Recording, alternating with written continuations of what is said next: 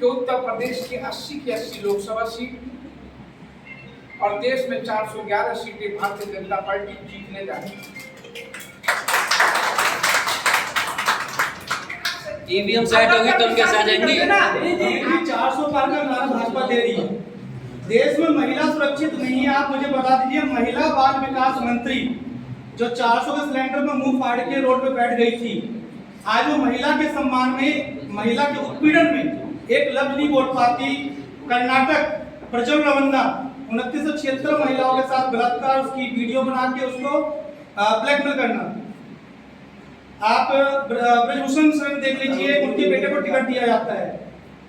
आप बनारस हिंदू यूनिवर्सिटी देख लीजिए, भाजपा के आईटी सेल के बंदे ही लड़कियों के साथ बलात्कार करते हैं।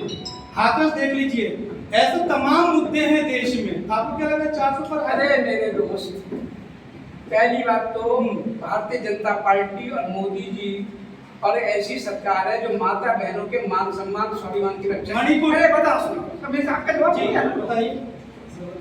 मैं जवाब भी दे दिया। जी बताइए। सिर्फ पहली सरकार हमारी है जो माता बहनों के मान सम्मान की रक्षा करती है। आपने जो बताया ये कहीं ये चीजें, ये मैं कह रहा हूँ एक महिला के साथ ही घटना नहीं होनी चाहिए। अगर एक घटना भी होती है वो देश को शर्मसार करने वाली है। पर मैं उसका जवाब दे दूं कि भाई जब उनकी सरकारों में इतनी घटनाएं हुई तो गलत है। समझ लीजिए, मैं आपकी बात को करती हूँ। घटना है, चाहे एक हो चाहे 1 लाख, उनकी सरकार में हजारों हो, हमारी सरकार में कुछ पर कुछ भी नहीं होनी चाहिए। आगामी 2024 के बाद मैं समझता हूँ इन घटनाओं को भी रोक लगेगी और इन जो लोग गलत करेंगे उनको कड़ी से कड़ी सजा मिलेगी। सत्ता में है, उनको कड़ी के सजा मिलेगी। हमारी सरकार के आकलन देख लीजिए और पिछली सरकार के देख लीजिए, परसेंटेज ऑफ में 90% अपराध खत्म हुए, 10% बाकी है, वो भी इस बार खत्म होंगे, वो भी खत्म होगा। आपने मेरे सवाल का जवाब ही नहीं दिया। आपको सच बताएंगे, मैंने कहा कि अभी बात की सारी जवाब में अब आप मेरे से अपनी बात थोड़ी मुंह से निकलवा दोगे।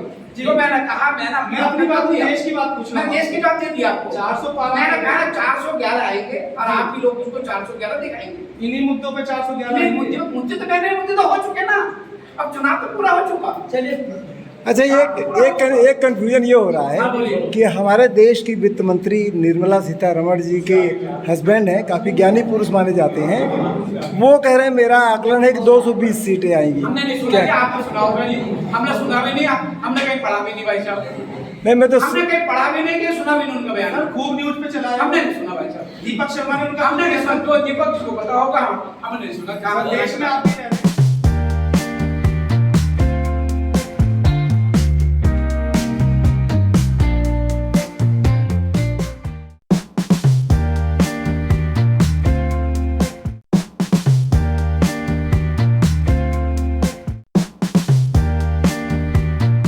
सबसे बड़ा महोत्सव आज पूरा हो गया। 4 जून को रिजल्ट आएगा। पूरे उत्तर प्रदेश का दौरा मैंने चुनाव में किया। मैं बड़े विश्वास और दावे के साथ कह सकता हूँ उत्तर प्रदेश की 80 लोकसभा और देश में 411 से ऊपर भारतीय जनता पार्टी की सीटें आने जा रही हैं। देश, भारत के प्रधानमंत्री, विश्व के सबसे बड़े राजनेता नरेंद्र मोदी जी तीसरी बार देश के प्रधानमंत्री बनने जा रहे हैं। ये मैं नहीं कह रहा, ये उत्तर प्रदेश में घूमने के बाद मैं व्यापारी के मन की बात कह रहा हूँ, माता बहनों के ने जो दुलार जो प्यार दिखाया उसकी बात कह रहा हूँ, युवाओं ने जो उत्साह दिखाया उसकी बात कह रहा हूँ, किसानों के रुझान की बात कह रहा हूँ।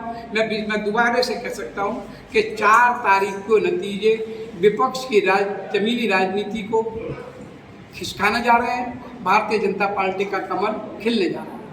404 का आखिर उद्देश्य क्या है? इंडिया का मेरा उद्देश्य नहीं होता, हर पार्टी का टारगेट होता है। हमारा 400 से ऊपर, सुनिए, हमारा 400 से ऊपर दोस्त है। किसी आधार पर तुम ये 400 पार का नारा लगा व्यवहारिक बात, आपने आधार से, हमारा आधार है हमारे काम के आधार पर लगा रहे हैं, काम किया 10 साल। आप बोलिए। शर्मा जी, आप बताइए, आप क्या कहना चाहेंगे? देखिए जी, ये हमारी मीटिंग हमारे शारदा जी का हम लोगों ने यहाँ रखी थी। इस कार्यक्रम का उद्देश्य हमारा पूरा उत्तर प्रदेश में जो भी हमारा हमने प्रचार प्रसार किया इलेक्शन के बाद 7वें चरण के आज लगभग अंतिम दौर है, उसमें हम लोगों का लक्ष्य लगभग पूरा होने जा रहा है। हम लोग प्रचंड बहुमत से आगे आ रहे हैं हम लोग तो अभी इलेक्शन की रिजल्ट की इंतजार नहीं कर रहे, हम आगे आने वाले कामों के लिए तैयारी कर रहे हैं, जो हमें देश में बाकी ये काम करने हैं, इंफ्रास्ट्रक्चर को और मजबूत करना है, हमारे ODOP को और मजबूत करना है, जो हम चाइना प्लस की नीति में चल रहे हैं, क्योंकि मैं एक्सपोर्ट ट्रेड से जुड़ा हूँ। हमारे प्रधानमंत्री जी ने एक बहुत बड़ा स्टेप लिया है, शायद आपको जानकारी ना हो, वो मैं आपको बताना चाहता हूँ, क्योंकि हम लोगों ने एक अपनी मांग रखी थी कि आज अगर चाइना से ईबू से कोई माल जाता है तो 7वें दिन या 8वें दिन मैड्रिड यानी स्पेन में पहुंच जाता है। हम लोग इंडिया उनके आगे उस स्तर पे काम नहीं कर पा रहे थे। हमारे प्रधानमंत्री जी ने विदेशों से ये टाई अप किया समुद्री मार्ग से, जल मार्ग के द्वारा, कि हमारे यहाँ से भी एक ट्रेन जाएगी जो यहाँ से सीधे मैड्रिड और जर्मनी में जाके उसका स्टेशन बनने जा रहा है, जो आने वाले 5 से 7 साल में पूरा हो जाएगा। तो आने वाले समय में, आने वाले 5 साल में हम वो विकसित भारत की जो हमारी परिकल्पना थी 2047 तक, मुझे लगता है वो 2047 से कहीं पहले हम लोग प्रधानमंत्री जी के दिशा निर्देश में पूरा करेंगे, क्योंकि हम लोग उत्तर प्रदेश में विशेषकर हमारे सभी इंडस्ट्रीज और लघु उद्योग हैं, उनकी काया पलट होने जा रही है आगे आने वाले 5 साल में। हम उसकी तैयारी कर रहे हैं। हम लोगों को डेट श्योर है कि हम लोग अभूतपूर्व जीत से, चाहे वो 411 हो, चाहे वो 425 हो, लेकिन वो 400 प्लस है, ये हमारा मानना है। अभी लेकिन पर कैपिटा इनकम बहुत कम है, उस पर कोई असर नहीं पड़ रहा है। देश चाहे 10 ट्रिलियन की इकोनॉमी हो जाए, लेकिन पर कैपिटा इनकम जो है वो बढ़ नहीं रही है। आप एक आदमी से पूछ लीजिए पर कैपिटा इनकम क्या है, आपको पता चल देखिए, जाएगा। आज की देश में, आज के युग में डिजिटल इकोनॉमी जो हिंदुस्तान में मोदी जी के समय में बढ़ी है, उससे अच्छी आप विदेशों में भी अगर देखेंगे तो डिजिटल इकोनॉमी इंडिया में सबसे ज़्यादा 80% तक आई है। 2 दिन से आप लोग आदरणीय प्रधानमंत्री जी की जो कन्याकुमारी की यात्रा को, उनके चित्रों को दिखा रहे हैं, तो विपक्ष उससे ही बोल रहा है। हमारे प्रधानमंत्री जी 2014 में, 2019 में केदारनाथ बद्रीनाथ गए, उससे पहले गए अरब, क्या परम पूजनीय विवेकानंद जी ने जहाँ पर तपस्या की थी, उसी स्थान पे भारत की शुरुआत जहाँ से होती है, उस कन्याकुमारी से मैं मौन तपस्या कर रहे हैं 2 दिन का। उसमें भी विपक्ष और खासकर कांग्रेस और समाजवादी पार्टी और अनेकों जो विपक्ष के संगठन है, उनके पेट में मरोड़ हो रहा है। पहले कहते हैं प्रधानमंत्री जी, ये बोलते हैं, और जब प्रधानमंत्री जी मौन है तो उनके मौन से भी घबरा रहे हैं। अरे ऐसा क्यों घबरा रहे हो? तो घबरा इसलिए रहे, उनकी राजनीतिक जमीन पूरी तरीके से खिसक चुकी। वो घबरा इसलिए रहे, उनके नतीजे उनके अपने लोग बता चुके हैं कि अब देश की बागडोर तीसरी बार नरेंद्र मोदी जी संभालने जा रहे हैं। तो खटाखट की जो बात करते थे, वो हटाहट होने जा रहे हैं। जो कहते थे खटाखट होगा, उनको उत्तर प्रदेश की 25 करोड़ देवतुल्य जनता और देश की 140 करोड़ देवतुल्य जनता उत्तर प्रदेश और देश से हटाहट करने जा रही है। इससे उनकी जो मानसिकता है, उनका जो दर्द है, उनकी जो परेशानी है, उनकी जो राजनीतिक जमीन है जो खिसक चुकी, वो उनके व्यवहार से साफ झलक रही है। देश को आजाद हुए 77 वर्ष हो गए, इसमें 57 वर्ष एक पार्टी ने राज किया।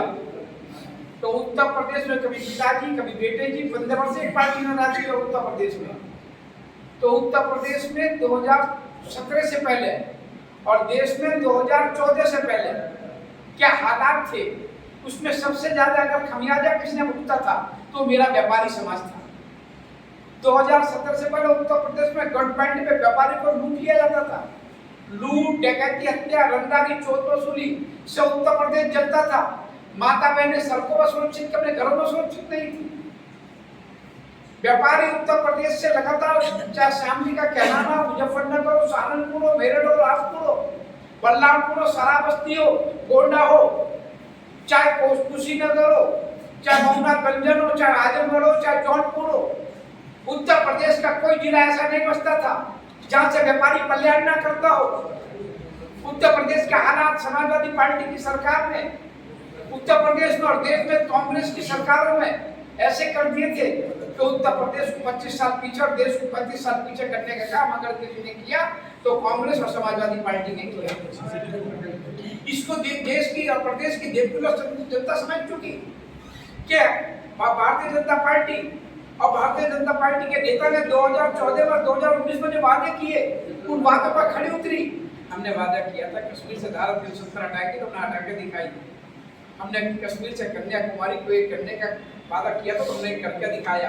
आज उत्तर प्रदेश नोएडा का व्यापारी श्रीनगर में जाकर दुकान खोल सकता, कारखाना खोल सकता, फैक्ट्री खोल सकता। पहले सपना होता था।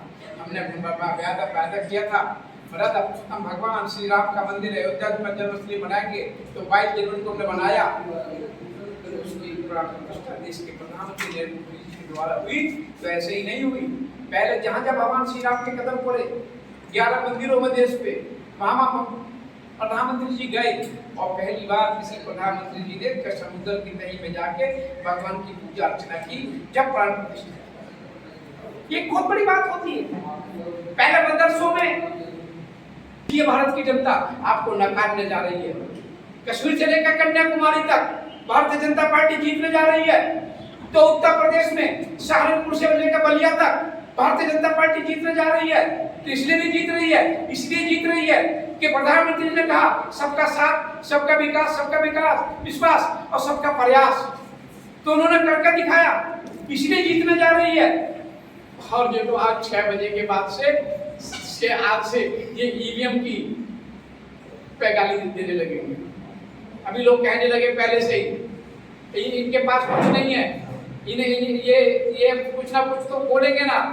तो अब भारतीय जनता पार्टी के लोग घी के दिए जला के पूजा करेंगे महाराज श्री राम की, ये मट्टी के तेल लगा के आरती उतारेंगे ईवीएम में। तो ये वो काम करने जा रहे हैं। और हम क्योंकि हम भगवान श्री राम को मानने वाले लोग हैं, जो औरंगजेब, गौरी और बाबर को मानने वाले लोग हैं। इनकी मानसिकता में, इनके दिमाग में, इनके शरीर में, इनकी पार्टी के अंदर, चाहे सपा हो, चाहे बसपा हो, चाहे कांग्रेस हो, इनकी आत्मा में औरंगजेब, गौरी और बाबर की आत्मा घुसाई है। और हमारी आत्मा में भगवान श्री राम बसते हैं, हमारी आत्मा में श्री कृष्ण बसते हैं, हमारी आत्मा में बौद्ध बसते हैं। ये इसमें हमें व्यापारी हूँ, मोदी जी ने कहा 400 प्लस, क्या मकसद क्या बता। मोदी जी ने कहा 400 प्लस। मैं पूरे उत्तर प्रदेश का दौरा करके आया। मैंने व्यापारी का मिजाज देखा, बनिए का बेटा हूँ, व्यापारी का हिसाब लगाना जानता हूँ। मेरे घर में जब मेहमान आता है तो तिलक लगा कर स्वागत करते हैं। इसी तरह भारत की देवतुल्य जनता मोदी जी का राज तिलक करने जा रही है। जब राज तिलक होता है तो बड़े तरीके से होता है। वो राज तिलक होगा, चावल लगाए जाएंगे, डोली लगाई जाएगी, आरती उतारी जाएगी, और जब आरती 411 के रूप में उतारी जाएगी तो राज सिंहासन पे नहीं, देश की 140 करोड़ देवतुल्य जनता के विश्वास पे मोदी जी तीसरी बार देश के प्रधानमंत्री बनेंगे। शारदा जी 4 से 11 वोट आप कर रहे हैं, इसकी क्या अगर कम आई तो फिर अगर वाला सभी अगर कम आई, मैंने कहा अगर आप कम आई तो इस समाज के बीच में, देश के बीच में, राष्ट्र के बीच में आप क्या चाहते हैं? जनता क्या करेगी आपके? मैं क्या कह रहा हूँ, मैं बता रहा हूँ क्या आपको बताइए कि जनता मैं बता रहा हूँ, जनता तो अपना मत दे चुकी है। अब जनता तो अपने मत को सुनिए, जनता मत दे चुकी है।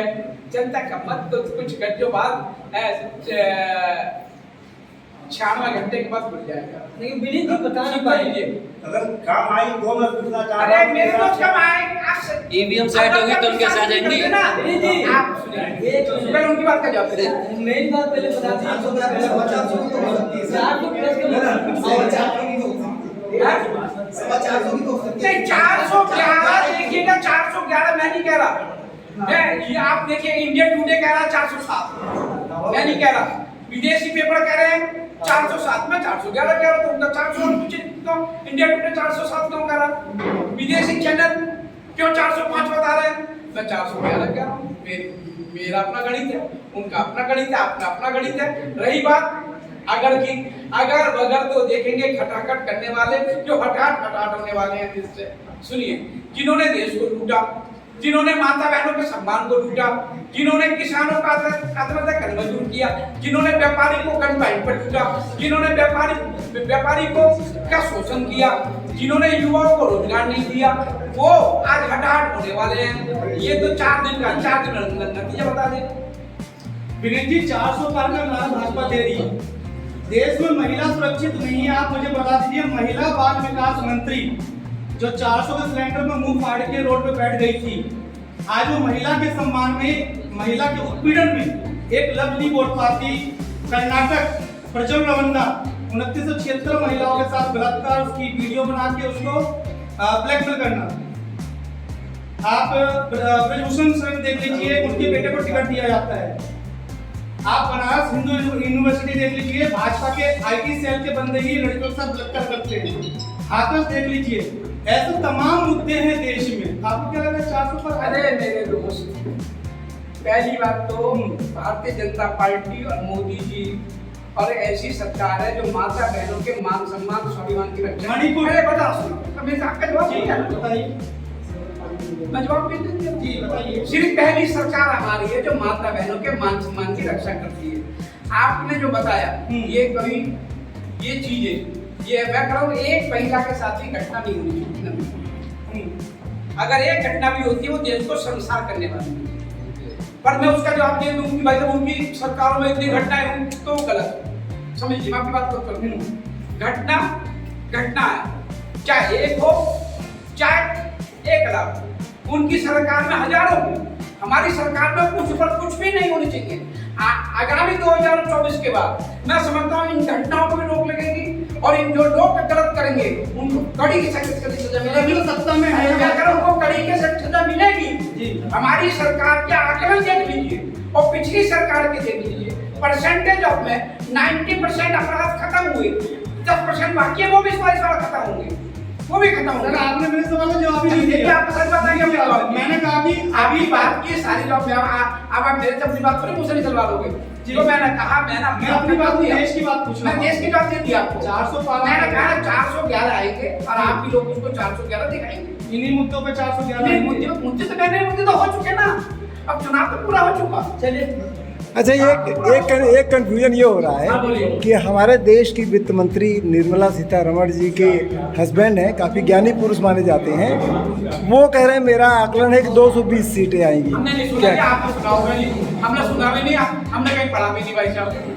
नहीं, मैं तो हमने कहीं पढ़ा भी नहीं कि सुना भी नहीं उनका बयान। खूब न्यूज पे चला है, हमने नहीं सुना भाई साहब। दीपक शर्मा ने उनका, हमने नहीं सुना, तो दीपक को पता होगा, हमने नहीं सुना। कारण देश में आप भी रह रहे हैं। नहीं, मुझे मैंने सुना। ऐसे तो मोदी जी भी कह देंगे मुझे कर्नाटक का पता ही अरे नहीं। आप देखना ना, सुनो दोस्त जी, 400 सीटें आएंगी और देखिए देश का 14 स्टॉप पदकारी सर मैं तो कहता हूँ 500 आ रहे नहीं आएंगे, मेरे 411 411 से ऊपर आ रही है। क्यों सर, फिक्स है वहाँ पे क्या? आप देखना ना, ईवीएम का तो ये टिकड़ा फोड़ेंगे अभी। मुझे तो लग रहा है ईवीएम का टिकड़ा कौन फोड़ेगा? ये सर 370 हटाने की बात आपने की, भाजपा वहाँ पे चुनाव क्यों नहीं लड़ रही?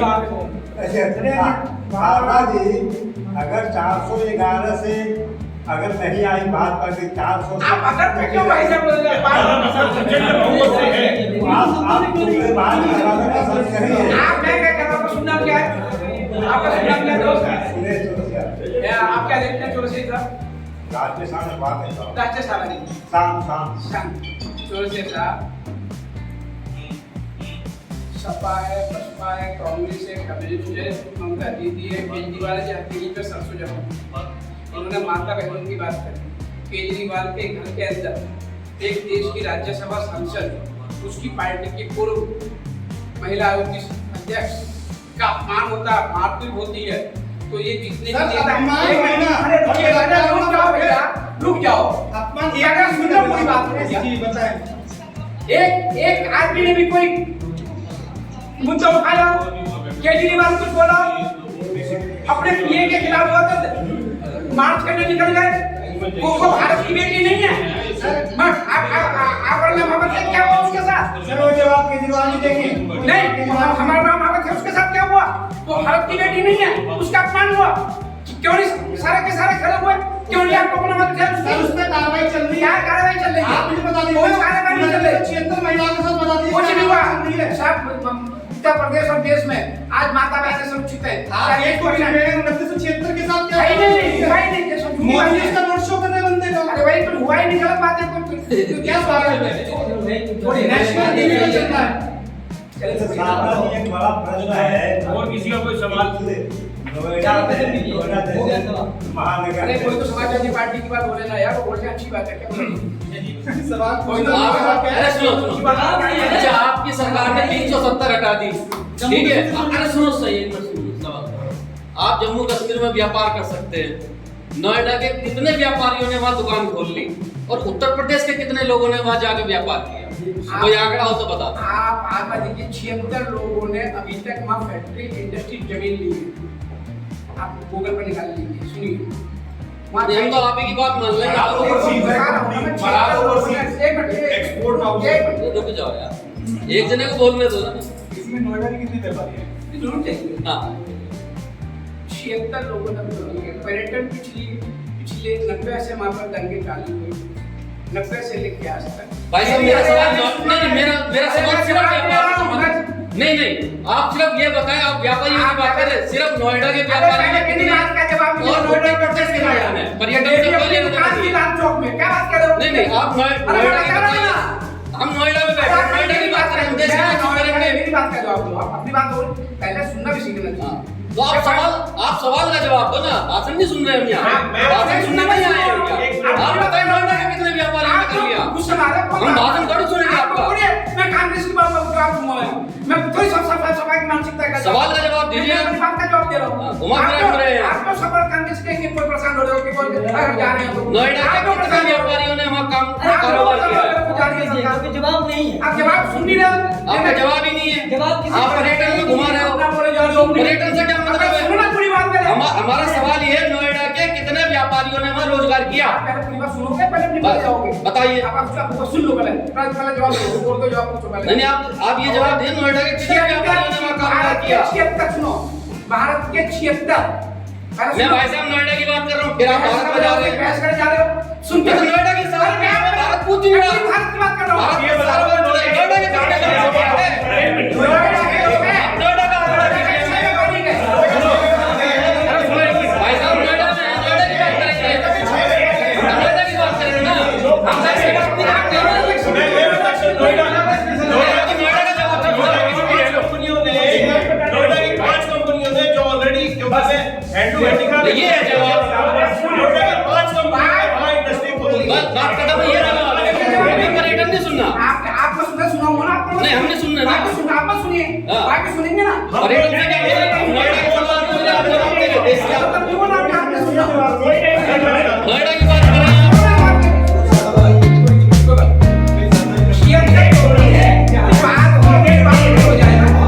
नहीं हमें भाषण थोड़ी सुनेंगे यार, हमें भाषण सुनने थोड़ी आए हैं तुम्हारा। ऐसा जरूरी है। नहीं तो हम भाषण सुनने नहीं आए भाई साहब आपका, हम भाषण सुनने नहीं आए। आप बीजेपी की सभा में भाषण दीजिए या प्रेस कॉन्फ्रेंस का मतलब ये क्या है? आप मेरी मुंह से बात नहीं आप मत कीजिए, आप बात ही मत कीजिए, जाइए आप अपने घर। हमें आपका भाषण भी सुनना नहीं, हमें आपका भाषण भी नहीं सुनना। ये प्रेस कॉन्फ्रेंस है, आपका बीजेपी की सभा नहीं है। बीजेपी की सभा नहीं है। जो आएगी भीड़ आएगी तो सुनेंगे आपका भाषण। उत्तर ही नहीं मालूम है, उत्तर देना नहीं जानते हो।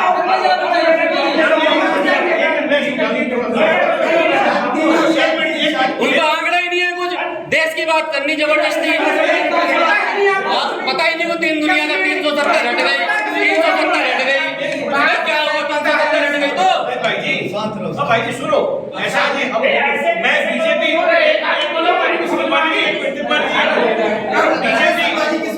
बीजेपी व्यापार प्रकोष्ठ के अध्यक्ष होने के नाते नहीं, मैं क्योंकि ऑल इंडिया हैंडलूम हैंडीक्राफ्ट का भी मैं काम देख रहा हूँ, इसलिए मैं आपको बताना चाहता हूँ भारत सरकार और EPCH काउंसिल की तरफ से हम लोगों ने वहाँ एक क्लस्टर खोला है कश्मीर में श्रीनगर में हमारा सेंटर खुला है अभी, जो सरकार ने पूरा स्पॉन्सर करके, क्योंकि और इंडस्ट्री खोलने से पहले चाहे नोएडा से हो, चाहे सहारनपुर से हो, चाहे कहीं और से हो, वहां पहले हमें इंफ्रास्ट्रक्चर जमाना पड़ेगा। हम लोग वहाँ क्लस्टर खोल के लोगों को ट्रेन करने जा रहे हैं, जो वहाँ प्रोडक्ट बनता है या बन सकता है उस पर रिसर्च करने जा रहे हैं। उसमें हो सकता है 6 महीने 1 वर्ष लगेगा, लेकिन हमारी नोएडा की जो ऑलरेडी कश्मीरी कुशन बनते हैं उन्होंने वहाँ प्रोडक्शन अपनी शुरू कर दी है। आपको मैं वो 5 कंपनियों का डेटा, नोएडा वाली जो हमारी EPCH हैंडलूम की मेंबर है, उन्होंने वहाँ अपनी प्रोडक्शन शुरू कर दी है। 76 इन्होंने बताया, लेकिन मैं आने वाले समय में आपको एश्योर कर रहा हूँ, क्योंकि कोई भी इंडस्ट्री खोलने से पहले हमें क्लस्टर खोलना पड़ता है, ठीक है, मान लिया, वहाँ के लोगों को ट्रेन करना पड़ता है, तभी जाके वहाँ इंडस्ट्री खुल सकती है। हमें सवाल ही नोएडा पूछा ना, हमने देश से कहा, हम नोएडा बैठे नोएडा की बात करेंगे। हाँ ठीक है, आपकी बात समझ गए, समय लगेगा लेकिन उसका इम्प्लीमेंट दिखेगा। अच्छा, नोएडा की बात कर रहे हैं। एक सवाल नोएडा और पूरे देश से जुड़ा है कि व्यापारी बंधु आगे जाएं, हमारी शुभकामना है बहुत आगे बढ़ें, लेकिन ऐसे बहुत सारे केसेस सुप्रीम कोर्ट तक गए हैं कि श्रम कानूनों का भयंकर उल्लंघन हुआ है, और कांग्रेस कार में जो बेस बोर्ड गठित हुआ था आज तक वो नहीं दिया गया, सुप्रीम कोर्ट के आदेश के बावजूद नहीं दिया गया, और ख़ास तौर से जो जर्नलिस्ट यहाँ बैठे हैं उनसे जुड़ा क्षेत्र है कि वो जो सुप्रीम कोर्ट का आदेश है आज तक लागू नहीं हुआ। क्या 400 पार बीजेपी लाती है तो क्या श्रम कानूनों की सुरक्षा हो पाएगी? जो श्रम कानूनों का उल्लंघन हो रहा है, हम डायरेक्ट बोले तो मजीठिया बेस बोर्ड कांग्रेस ने लागू किया था, और वो जो है जितने भी अखबार के मालिक हैं उन्होंने लागू नहीं किया है सुप्रीम कोर्ट के आदेश के बावजूद। तो क्या सरकार 400 पार लाएगी तो क्या ये श्रम कानून इनका पालन होगा या ऐसे चलता रहेगा? बात को मैं अपने केंद्रीय नेतृत्व तक पहुंचाऊंगा। जो आपने बात कही है, सरकार बनते ही आपकी बात को अपने केंद्रीय नेतृत्व तक पहुंचाऊंगा और उसका नहीं, ये सवाल अमित शाह जी से पूछा गया था, लेकिन उन्होंने कहा कि कराऊंगा, लेकिन आज तक वो हुआ नहीं। आपने मुझसे कहा मैं आपकी बात को पहुंचाऊंगा। सागर में एक बड़ा क्षेत्र है शहर के अंदर, नोएडा के अंदर बहुत विभक्त है, बड़ा शौचालय व्यवहार है। तो आवास योजना का पूरे देश में लाभ क्यों मिल रहा है, ये नोएडा वासी से वंचित क्यों है? नोएडा में क्यों लाभ नहीं मिलता? आवास योजना का नोएडा में लाभ नहीं मिलता, किसी भी व्यक्ति को मकान बनाने के लिए सरकार से पैसे नहीं मिलते। भारत में सबसे ज्यादा अगर इंडस्ट्री ये है तो मोबाइल सबसे ज्यादा नोएडा में, इसमें दूसरा है डाटा का सबसे बड़ा सेंटर कहीं बना तो नोएडा बना। आज नोएडा के पास ही अगर अंतर्राष्ट्रीय एयरपोर्ट बन रहा तो क्या बन रहा, नोएडा के नजदीक बन रहा। आज नोएडा हमारा एक विकसित शहर है। नोएडा के लिए हमारी प्रदेश सरकार और हमारी केंद्र सरकार दोनों नोएडा को आगे बढ़ाने में आगे रहेंगे और आगे भी रहेंगे। आपका जो वही मैं जवाब दे रहा हूँ, सुरक्षा सिर्फ नोएडा के व्यापारियों की नहीं है, नोएडा के साथ साथ उत्तर प्रदेश और देश के व्यापारी हमारे लिए अहम है। दोनों नोएडा का व्यापारी हो चाहे उत्तर प्रदेश के किसी भी जिले का व्यापारी हो, उसकी सुरक्षा हमारी अहम सुरक्षा है। क्योंकि अगर व्यापारी अगर सुरक्षित रहेगा तो हमारे युवाओं को रोजगार मिलेगा, उसके रोजगार की धुरी निकलता है तो उद्योग निकलता है। अगर उद्योग पर सुरक्षित नहीं है तो देश सुरक्षित नहीं रह सकता। आपने भी घटनाएं देखी होंगी, आज से 7-8 साल पहले 2017 में घटनाएं रोज होती थी, आज घटनाओं पर 95% अंकुश लगा है। इसमें आप भी मेरे ख्याल मैं वही मैं कह रहा हूँ, अरे नहीं हो रहा ना, कहाँ हो रहा है, नहीं हो रही है, 95% खत्म हो गया।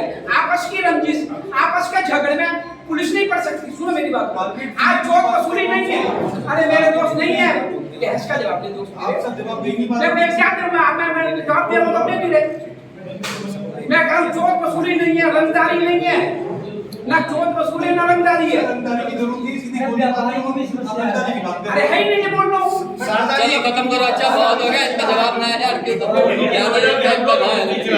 हमें कोई तकलीफ नहीं है। शारदा जी, अरे बैठ लो यार, खत्म करो। शारदा जी, मेरा एक सवाल है, नोएडा नहीं जितने भी सिटी हैं सब में छोटे व्यापारी क्यों परेशान है?